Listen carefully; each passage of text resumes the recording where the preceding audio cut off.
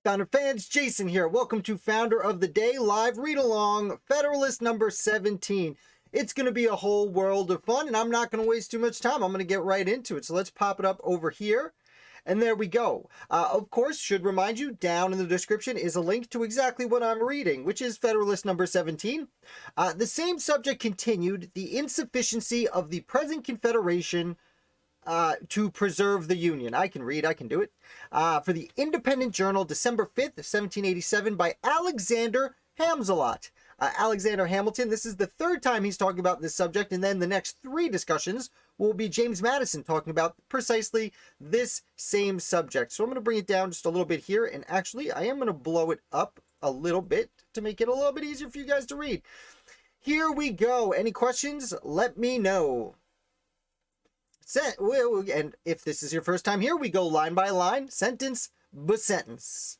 So let's start off with an objection of a nature different from that which has been stated and answered in my last address may perhaps be likewise urged against the principle of legislation for the individual citizens of America. So we're now going to move on to why the defects in the Articles of Confederation hurt the individual citizen when it comes to legal matters. It may be said that it would tend to render the government of the Union too powerful and to enable it to absorb those residuary authorities which it might be judged proper to leave with the states for local purposes. So it being the United States Constitution, it would be better, some people are saying, in 1787, that it is going to be too powerful and it will take away local government's authority, which would hurt individual citizens more than really anything else. Allowing the utmost latitude to the love of power which any reasonable man can require, I confess I am at a loss to discover what temptation the persons entrusted with the administration of the general government could ever feel to divest the states of the authority of that description. So Hamilton's saying, I do understand people want for power, but he can't seem to understand why someone gaining power at the federal level could possibly want to destroy things at the local level. That's Hamilton. Many other people could, then and probably is now. The regulation of the mere domestic police of a state appears to me to hold out slender allurements to ambition. So basically, the idea of grabbing things at the local level, when you have federal authority to come down to the local level to try and, it seems like a waste of time for someone who's already super powerful at the federal level to come down and try and mess with things that are extremely local. Commerce, finance, negotiation, and war seem to comprehend all the objects which have charms for minds governed by that passion. And all the powers necessary to those objects ought, in the first instance, be lodged in the national depository. So the things that ambitious people who long for power go after are the powers to regulate commerce and finance, to negotiate, I'm assuming, treaties and things of that nature, and to command wars. That's what people with real ambitions for power go after. Not, in Hamilton's opinion, small pecuniary things. Pecuniary is not the right word, but very smaller things. That's why, as he says, they're lodged in the national depository, because people will want national power more than local power. Okay. A little bit of a longer sentence. The administration of private justice between the citizens of the same state, the supervision of agriculture and of other concerns of a similar nature, all those things, in short, which are proper to be provided by local legislation, can never be desirable cares of a general jurisdiction. So local government is boring for people who are way up top in the national government. It's not appealing to them to get involved in local matters, as I said, if they have national power, according to one Mr. Hamilton here. Okay, a little bit of a longer sentence. Go back up. It is therefore improbable that there should exist a disposition in the federal councils to usurp the powers with which they are connected, because the attempt to exercise those powers would be as troublesome as it would be nugatory, and the possession of them for that reason would contribute nothing to the dignity, to the importance, or to the splendor of the national government. So why would the federal government, why would people involved with the federal government want to usurp those powers? They, as he says, are troublesome. Like, why add to your workload when you've already got a nation under your control? Next paragraph. But let it be admitted, for argument's sake, that mere wantonness and lust of domination would be sufficient to beget that disposition. Still, it may be safely affirmed that the sense of constituent body of the national representatives, or, in other words, the people of the several states, would control the indulgence of so extravagant an appetite. So Hamilton's saying, okay, I'll grant you, someone is that hungry for power, that even though they have control of the federal government, they still want control of all the local governments. But this is why we have the House of Representatives, because they will be able to control someone in that position with that lust for power in so extravagant an appetite, as he cleverly puts it here. It will always be far more easy for the state governments to encroach upon the national authorities than for the national government to encroach upon the state authorities. That's a bold statement right there. It will be easier for the state governments to mess with the federal government than for the federal government to mess with the state government. That is quite the opposite of what the Anti-Federalists were arguing at the time. And while we don't talk about modern politics here, I think it can pretty objectively be considered incorrect. This is a very long sentence. We might have to go back and break it down. We'll see how it goes. The proof of this proposition turns upon the greater degree of influence which the state governments, if they administer their affairs with uprightness and prudence, will generally possess over the people. A circumstance which at the same time teaches us that there is an inherent and intrinsic weakness in all federal constitutions, and that too much pains cannot be taken in their organization to give them all the force which is compatible with the principles of liberty. That is an amazing sentence. So let's go back through that. The proof of this proposition. So the idea that the state governments will more easily tamper with the federal than vice versa, if they are administered with fair uprightness, that's a fun word, and prudence, will generally possess over the people. So they have more control directly over the people, the state governments. Circumstance which at the same time teaches us there is inherent and intrinsic weakness in all federal constitutions. That's amazing, because here Hamilton is trying to get people to sign on to the federal constitution and admitting that there is an inherent and intrinsic weakness in all constitutions, including his, I would presume, and that too much pains cannot be taken in their organization to give them all the force which is compatible with liberty. So he's saying here, that's why we have to give the federal government so much force, because the states could interfere with the federal government, and because there is weakness in federal government. So we have to make it as powerful as possible so that the states bend to its will, essentially, although he does footnote it here with, that gives them all the force which is compatible with the principles of liberty. So we're not going to overstep our bounds when it comes to liberty. It is questionable whether or not Hamilton really believes that. Again, as always, the Federalist Papers are objectively propaganda written with the direct intention of getting people to ratify the United States Constitution, specifically in the state of New York. He continues, the superiority of influence in favor of the particular governments would result partly from the diffusive construction of the national government, but chiefly from the nature of the objects to which the attention of the state administrations will be directed. So this is a one-sentence paragraph, so let's really pay attention to it. The superiority of influence in favor of the particular governments would result partly from the diffusive construction of the national government. So, the idea that the state governments will have more power than the federal governments is part of the way the national government is constructed. Again, Hamilton, as he says, wants to minimize this by giving as much power to the federal government as he possibly can, but because it is in essence a federation, the states will have a certain amount of weight and power. but chiefly the nature of objects to which the attention of the state's administrations would be directed. So, with this, he's saying what we've been talking about the whole time. For anyone joining us a little late, the federal government won't have as much power over the local governments as the state governments do.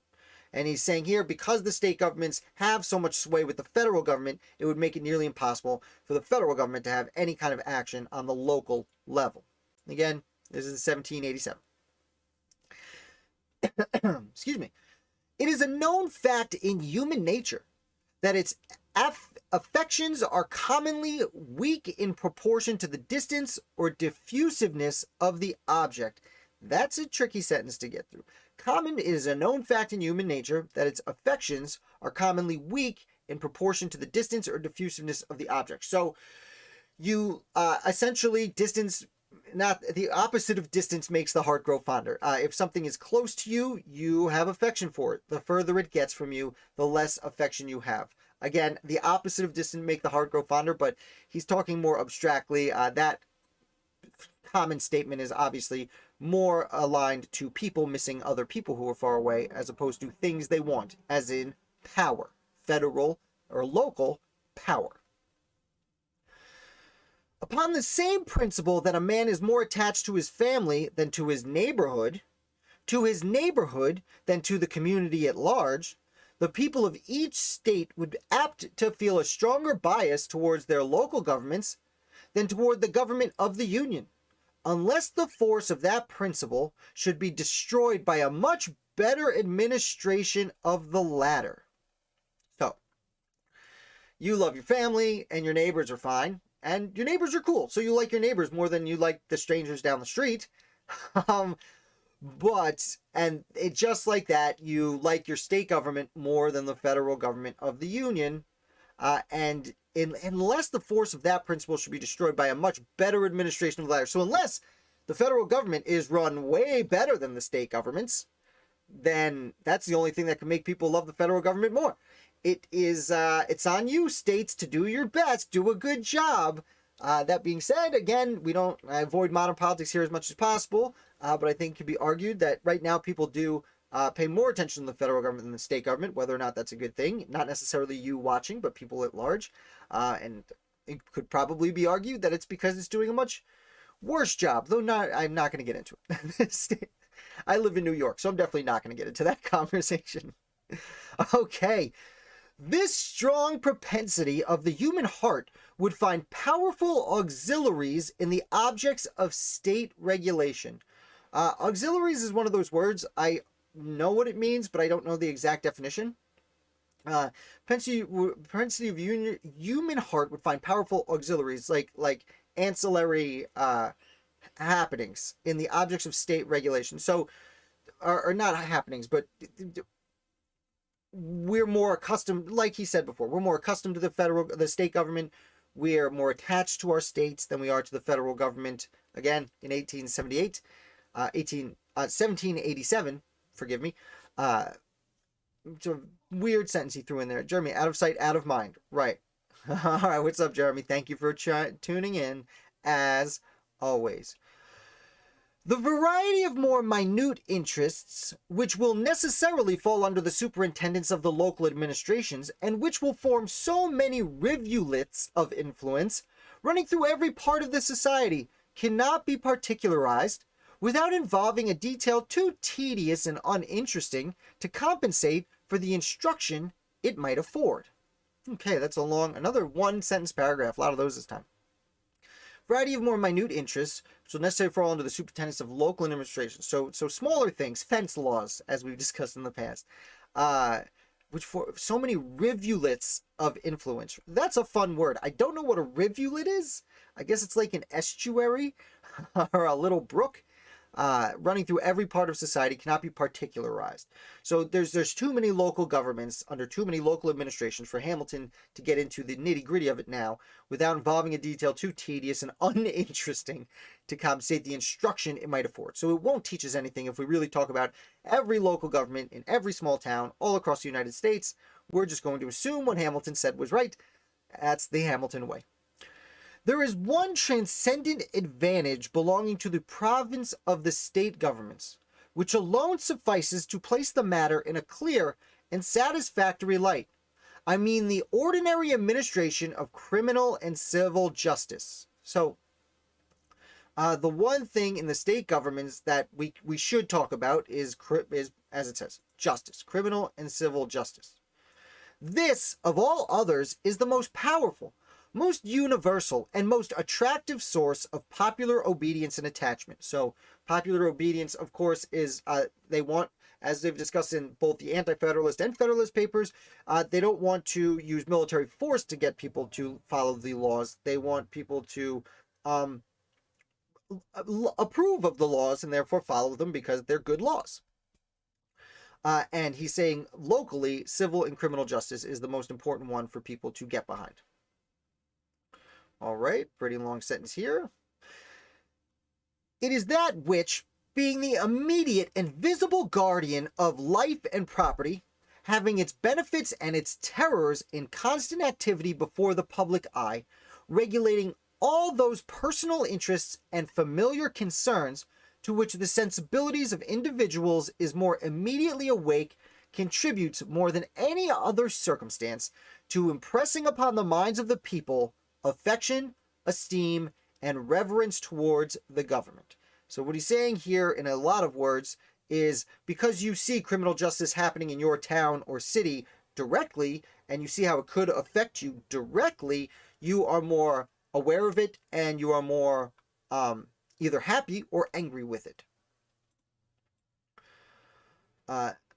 This great cement of society, which will diffuse itself almost wholly through the channels of the particular governments, independent of all other causes of influence, would ensure them so decided an empire over their respective citizens as to render them, at all times, a complete counterpoise, and, not unfrequently, dangerous rivals to the power of the Union. So, unfrequently is not a word anymore. Excuse me. The great cement of society. So what he said, the local governments, the local justices are so directly tied to the people. He calls it an empire over their respective citizens. It is what could be fascist, or not fascist, I'm sorry, that's a modern word, but what could be tyrannical. People would get, it's more dangerous or happy what's happening in your local government than what's happening across the nation. And it could be a dangerous rival to the power of the Union. So he's kind of saying here that the local governments could be more of a stopping point for the federal government than even the states, because the people are so tied to it. And again, therefore, as he's the motto of this particular paper, there's no way the federal government will take over the local governments. People are more attached to that than they will ever be to the federal government, according to Hamilton. The operations of the national government, on the other hand, falling less immediately under the observation of the mass of the citizens, the benefits derived from it will chiefly be perceived and attended to by speculative men. So, speculative men. So only people who are really aware of what's going on outside of their local community. And again, he's writing at a time where 90% of human beings in the world were farmers. In America, most people were farmers. Most of the people who fought under these leaders, on this channel we talk about officers and the people leading the war. Most of the people who did the fighting were farmers.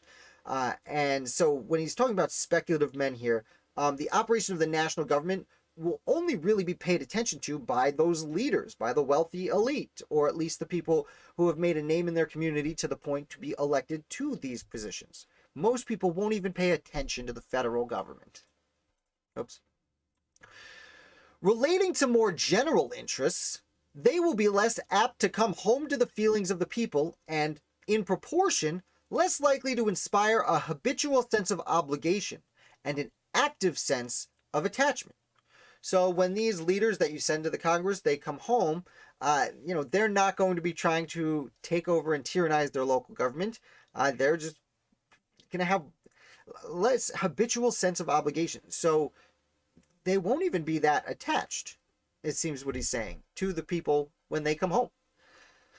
Okay, Hamilton, fair. No, the wealthy elite won't be attached to us when they come home. I suppose you're right.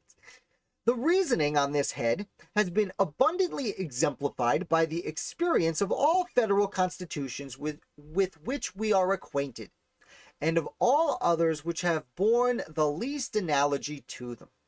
So, I can tell you that I, Alexander Hamilton, can tell you this with confidence, because if we look at all the federal constitutions in the world, this is what has happened. Look around. Look at the Netherlands. Though the ancient feudal systems were not, strictly speaking, confederacies, yet they partook of the nature of that species of association. Okay, so we're going to go talk about feudal, medieval Europe here as something similar to federal governments. Another long sentence. There was a common head, chieftain, or sovereign, whose authority extended over the whole nation, and a number of subordinate vassals or feudatories who had large portions of land allotted to them, and numerous trains of inferior vassals or retainers, who occupied and cultivated that land upon the tenure of fealty or obedience to the persons of whom they held it. So he's talking about kind of the Middle Ages here. There is a common head, which essentially in Europe would have been the Pope, and then that Pope would have given out the rights of being king to various people around Europe. Those kings would then have lords that would, kings would have all this land given to them by the Pope, and they would have lords that they gave castles to.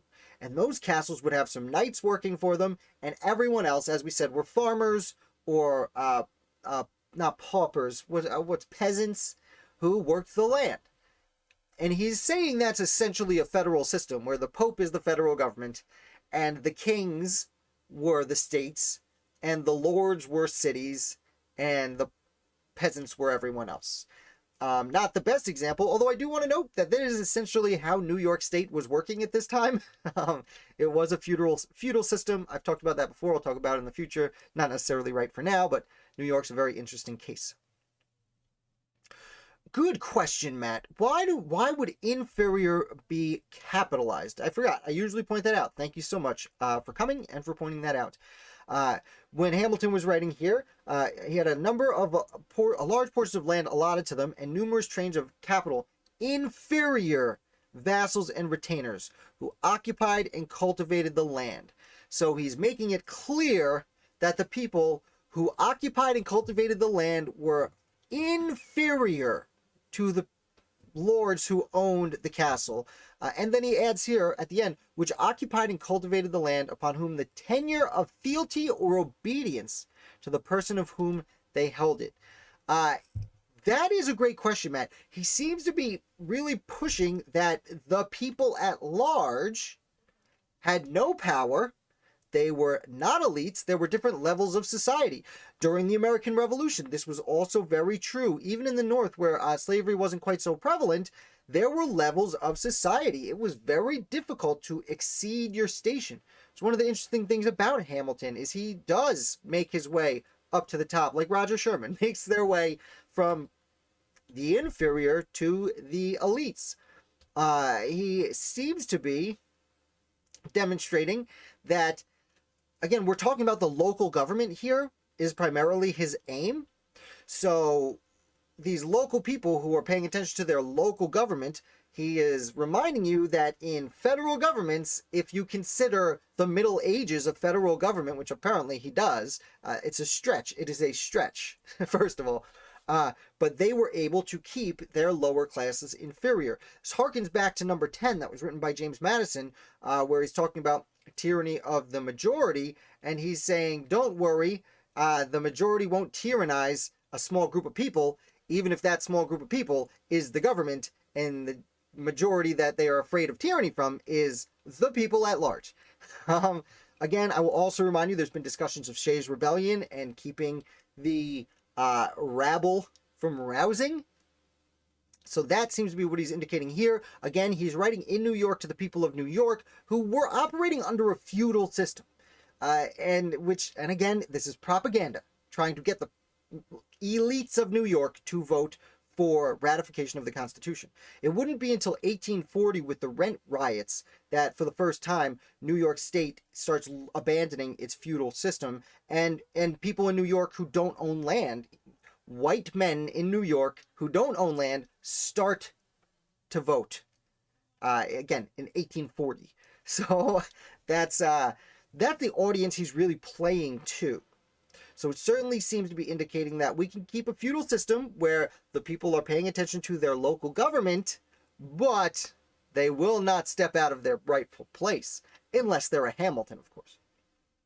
Great question, Matt, and I'm happy you brought it up because I would not have reflected so much on that, and that is a really interesting angle he's taking here.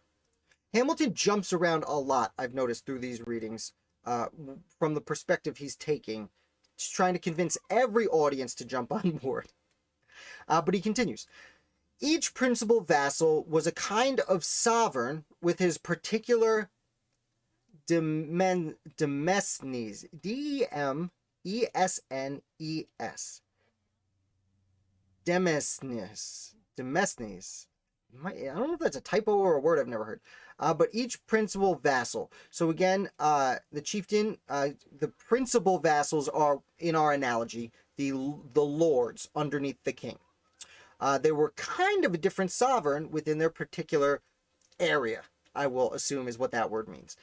So they're kind of like a state under a federal government, I suppose. The consequences of this situation were a continual opposition to authority of the sovereign, and frequent wars between the great barons or chief feudatories themselves. Really like that word, feudatories. I would say feudal kingdoms or manors, but he likes feudatories. The consequence of this situation were a continual opposition to authority of the sovereign and frequent wars between the great barons or chiefs themselves. So what he's saying here is the kings always had a little bit of problems with their lords, and it led to wars between the lords and the kings themselves. So interesting angle here when he's, between him and John Jay in the first 10 papers, spent so much time talking about how they were going to avoid wars between the states. He's saying here under this feudal federal style government, there were a lot of wars. Interesting. The power at the head of the nation was commonly too weak either to preserve the public peace or to protect the people against the oppressions of their immediate lords. So the federal government couldn't stop the local lords from doing terrible things to the peasants, but they also couldn't stop the lords from going to war to each other because the federal government, aka the king, was too weak. This is a very strange analogy, Hamilton. This period of European affairs is emphatically styled by historians the times of feudal anarchy. So the Middle Ages, he's calling it the times of feudal anarchy. We know it as the Middle Ages, sometimes the Dark Ages. And I guess he's blaming the Dark Ages on weak kings, which is new to me. When the sovereign happened to be a man of vigorous and warlike temper and of superior abilities, he would acquire personal weight and influence which answered, for the time, the purpose of a more regular authority. So when the king happened to be angry and happy with wars, he would stop the lords under him from fighting with each other, essentially stop civil wars, and stop uprisings from the people. That's where he was going with this. He was saying strong, angry, tyrannical kings are the type of federal government that we need. Interesting argument. But in general, the power of the barons triumphed over that of the prince, and in many instances his dominion was entirely thrown off, and the great fiefs were erected into independent principalities or states.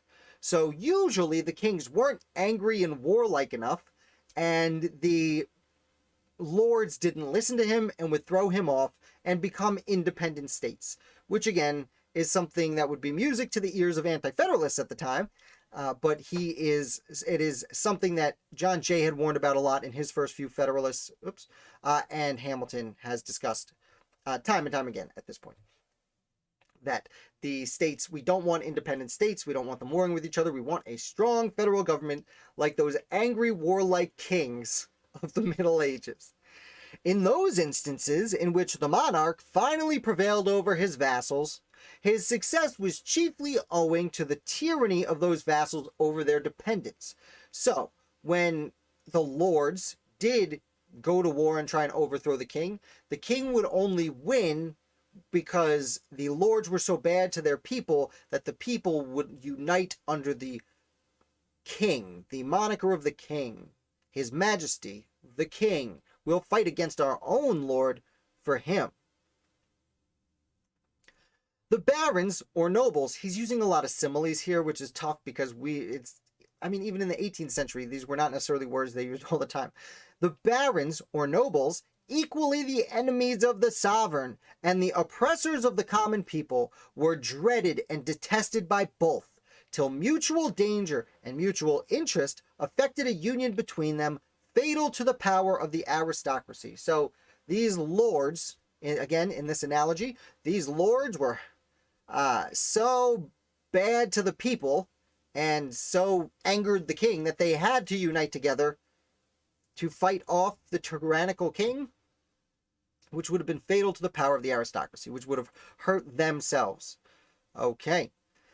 Had the nobles, by a conduct of clemency and justice, preserved the fidelity and devotion of their retainers and followers, the contest between them and the prince must almost always have ended in their favor, and the abridgment and subversion of royal authority. So if only these lords were nicer to the peasants wouldn't have united against them in the name of the king. They would have united against the king and all the other lords in the name of their lord.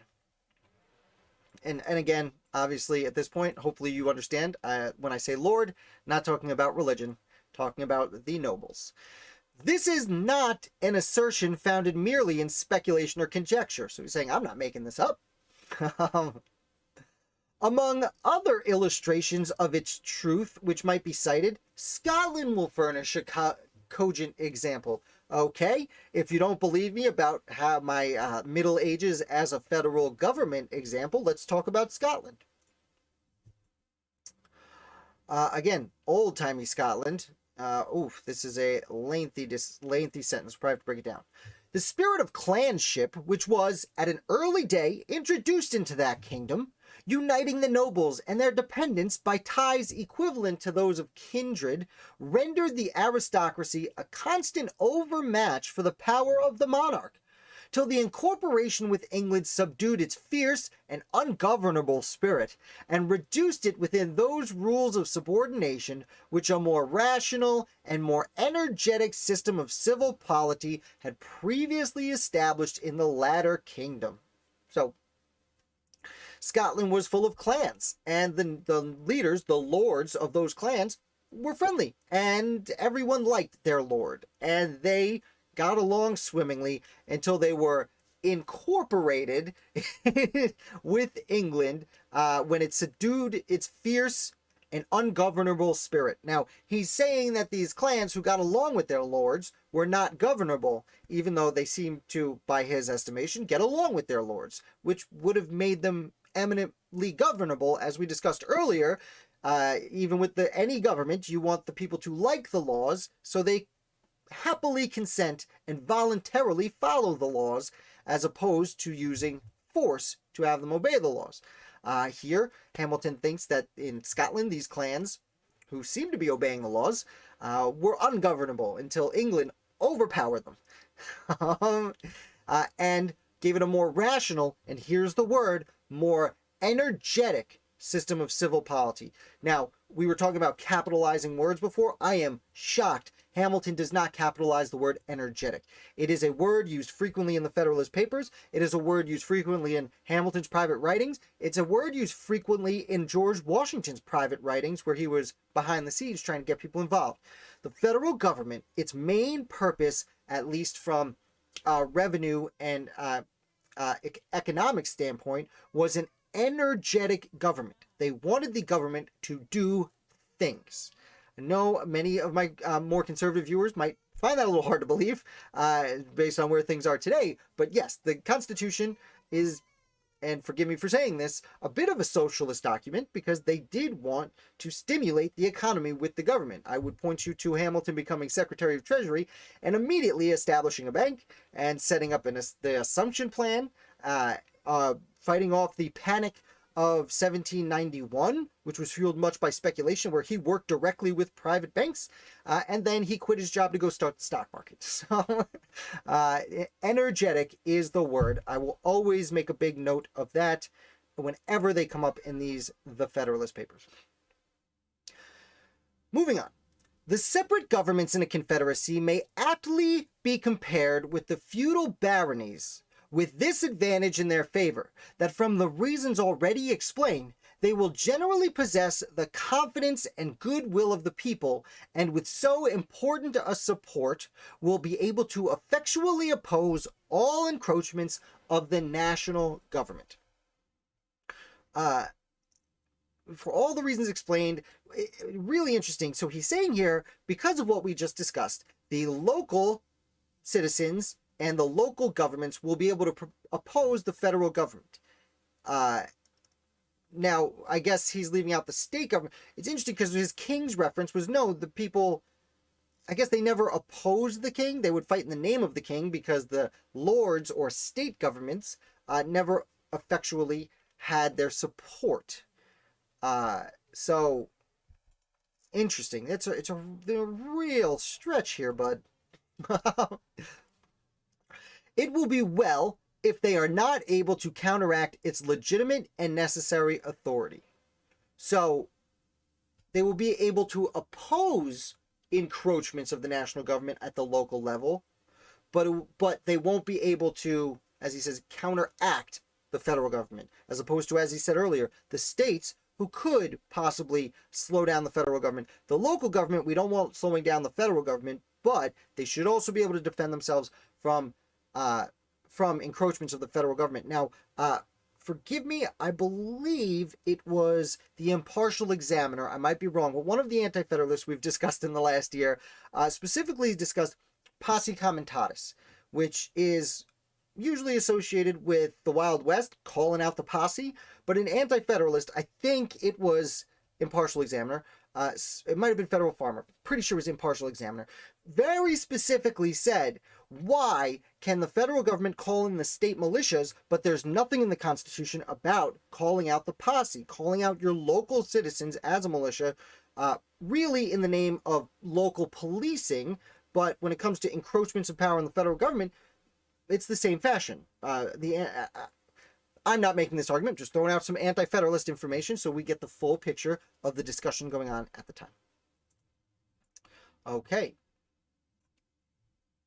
The points of similitude consist in the rivalship of power, applicable to both, and in the concentration of large portions of the strength of the community into particular deposits.